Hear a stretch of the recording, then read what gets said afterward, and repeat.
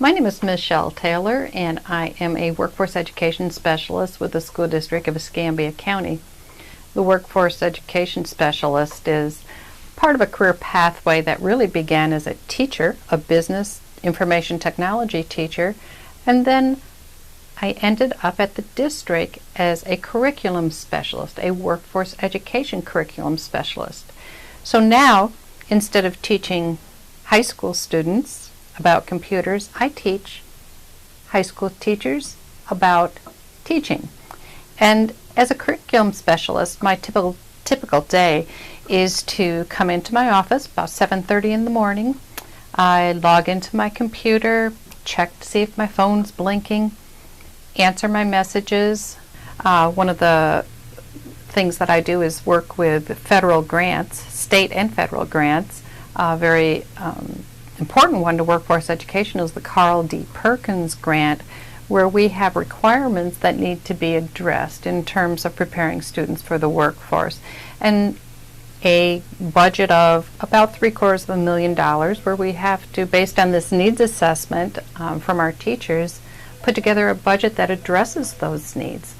We also have grants that range anywhere from $5,000 to these large Carl Perkins grants, and all of that requires budget management, implementation, and evaluation. And so any experience that a person can get in writing or implementing or evaluating grants is helpful to prepare them for a position such as the workforce education specialist. It's also worth mentioning that workforce education at the school district level is a binding link to the business community. And so I'm counted on to help develop business advisory councils in my areas such as information technology, marketing, and what I do there is contribute to the agenda and work with the community college and also the Chamber of Commerce to put together business members on this council that help advise our career academies, for example. What should they be teaching? What industry certifications are important? And I invite teachers to these meetings so that, again, there's that binding link where teachers hear from businesses directly what they should be teaching in their classroom. In addition, I may be coordinating a training, and so I will find someone who can provide training, like for example, if my teachers need to know how to teach HTML5, I'll have to find a trainer, set up the workshop, make sure that I have the ability to pay them stipends or maybe get them substitutes. And so there's really a lot of different activities I do every day. Another day I may be writing a strategic plan for the district, how to prepare students for the workforce, measurable objectives, that type of thing. My job is goes from very big picture in the school district to things like ordering toner cartridges if a IT teacher needs it. It always comes back to communication and support and service of those who depend on me for support in order to implement premier workforce education training programs in middle and high school. Qualifications for the workforce education specialist position really begin with a solid understanding of your content area. So for example, you may begin with a bachelor's degree in business administration or computer science if you're going to be a workforce education specialist in those areas. And then you want to enhance that foundation, that content degree, with education preparation, and there are several ways to do that. But of course, the most significant would be to get into the classroom and teach that content area. Of course, I believe that pedagogy classes, education classes, are the most effective way to help prepare you as you enter the field of teaching. But there are alternative certification programs as well. What's important is that you can begin to understand not only your content, but also what curriculum is, how student performance standards align with instruction, which aligns with assessment, the heart and soul of curriculum is what to teach and how to teach it and how to assess it. And so all of those are skills that can be developed by attending classes, reading, researching, and practicing the art and skill of teaching.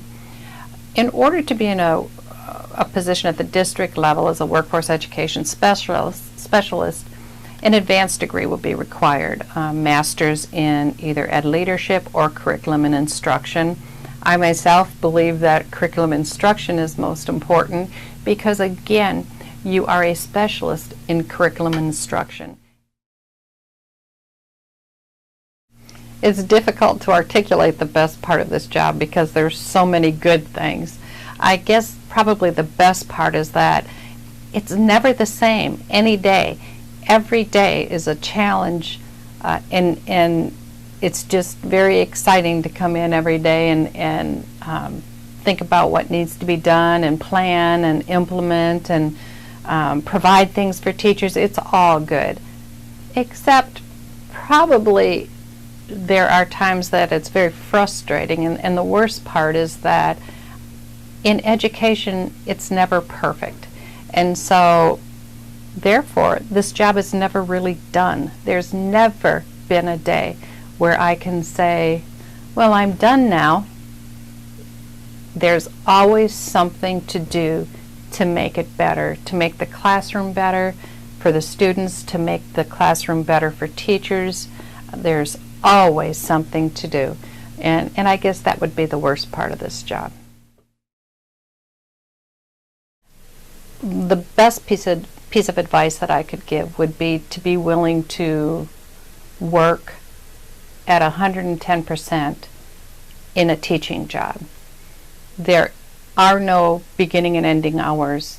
It's when you feel you have prepared the best you possibly can, because that will demonstrate what will happen is your practice will be exemplary, and that's one of the qualifications for this job, is that you have to be a good teacher or you won't be able to teach other teachers to be good. The other piece of advice would be every opportunity that you get to lead. If you have an opportunity to lead school improvement, lead it. If you have an opportunity to be department chair, be it. Lead every possible group of teachers, practitioners that you can in order to get experience at setting objectives and reaching them, because that's what this job is all about, planning and implementing. Good luck.